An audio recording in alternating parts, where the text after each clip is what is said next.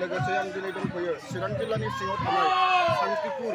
UN academy स्कुलनि माखासे हान्जा सुरनाय जे हान्जा सुरनाय जादों बे हान्जा सुरनायाव आं दंफैयो दा मा जाहोननि थाखाय दिनैहाय बे हान्जा सुरनाय जादों दिनैहाय आं मोनथिनानै लानि बिथांमोननिफ्राय बिनिखायनो आं दसे समाव केमेरा पार्सनखौ खोन्थानो खावलायदों आं जे हान्जा सुरनाय माखासे मानसिफोरखौ आङो खावलायदों दा आं बिथांमोननिफ्राय फंनैसो मिथिनानै लानि जे दिनैहाय जे बे हान्जा सुरनाय हाबाफारि लादों UN एकाडेमिया मा जाहोननि थाखाय दिनैहाय बे हान्जा सुरनायखौ गिबियावनो बे निउस पर्टेलनि गेजेरजों साफ्रोमखौबो गाहाम हामलायनायखौ जासिहरबाय दिनै UN एकाडेमि फरायसालिया 3थि एनुवेल स्कुल उइक हाबाफारि खुंफुंनायजों लोगोसे दिनै फैयै फैयै जोबथा सान बेयाव जोबथा सानावहाय जोंहा बान्था राननाय हाबाफारि दङ बेनि सिगांनो दायो जोंहा हारिमुआरि हान्जा सुरनाय बे हाबाफारिखौ लानाय जादों आरो बे हाबाफारिखौ लानायनि सायाव जोंहा गोबां थांखिफोर दङ जोंनि फरायसुला फरायसुलि फंबाय बिनानावमोननो जोङो जोंनि बर' हारिमुनि सोमोन्दै माखासे गियान बा बर'नि माखासे आगजुफोर जायखौ जोंनि फरायसुलि फरायसाफ्रा मिन्थिया दा बेखौ मिथिहोनायजों लोगोसे दिनै बे हाबाफारिखौ लानाय जादों आरो बे हाबाफारिजोंनो जे जोंनि फरायसुला फरायसुलि बिथांमोना इयुनावहाय मोजां मोनसे आवग्रिहैनानै जायगा मासि लाहैनो हानानै जोंनि गेजेरावहाय सासे मोजां समाज सिबियारि जानो हायो मोजां सासे फरायसा जानो हायो बेखौ नोजोर होनानै जोङो बे हाबाफारिखौ लानाय जादों आरो बेजों लोगोसे जे दिनै जे हान्जा सुरदों बिनि सिगांबो जे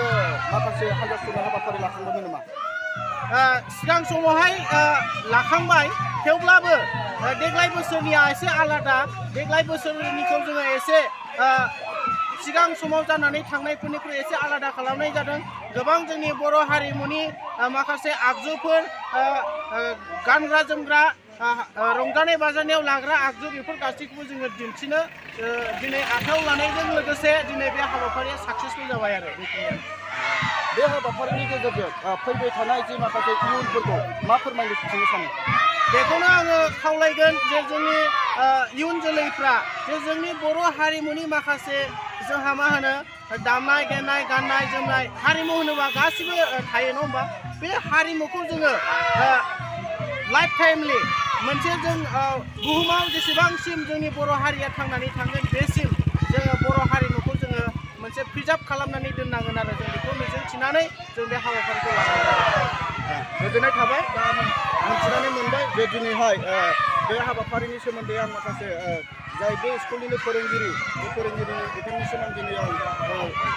फोरमायना सोंनानै मोनथिनो हाबाय जे दिनैहाय जे बे हाबाफारिनि गेजेरजोंनो इयुन जोलैखौ जाहाथे मोजाङै मोजां जौगालांनो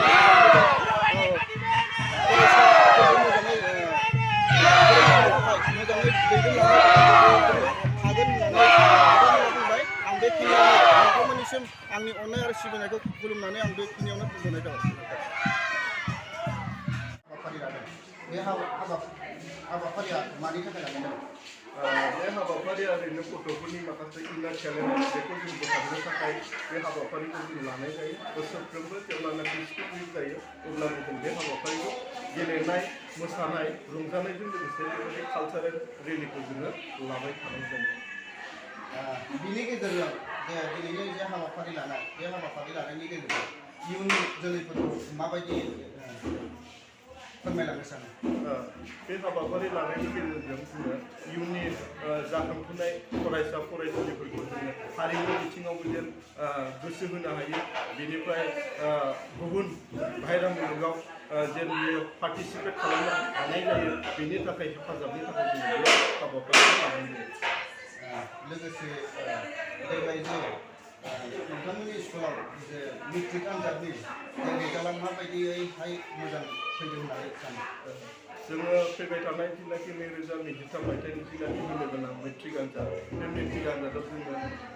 100% पास जागोन बेखौ जोङो मिजिंथिदों आरो बेबायदिनो जोङो प्रिपारेसनखौबो खालामबाय थादों बेबायदिनो सामार भेकेसनाव जोङो स्पेशेल कचिं आरो बेनिफ्राय विन्टार भेकेसनावबो जोङो स्पेशेल कचिं होदों जाहाथे बै थाबोनाय गथ'फोरा जेन गावसोरनि आद्रा थानायफोरखौ मेकआप खालामनानै जेन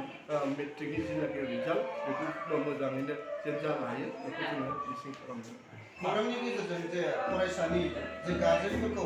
नोंथाङा मा फोरमायनो सानो आङो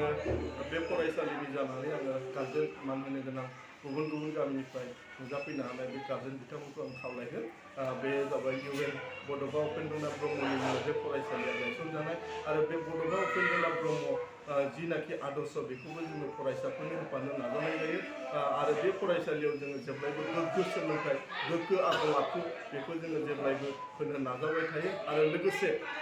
दामनाय देनाय गेलेनाय रंजानाय बेफोरखौबो जोङो सोलोंथाइजों लोगोसे बर'नि हारिमुजों खाबजानानै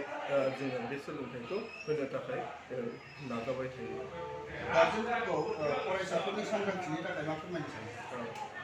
दायो बे मा होननानै बुङो बे सिटुवेसना फरायसा आरो गार्जेनफोरनि थाखाय एसे साननो गोनां जानानै फैबाय मानो होननानै बुङोब्ला जोंनि बर' फरायसाफोरा बा गथ'फोरा फरायनायाव एसे गोसोखौ लेहेम खालामनाय नुनो मोन्दों मानो होननानै बुङोब्ला बांसिनानो जायनाखि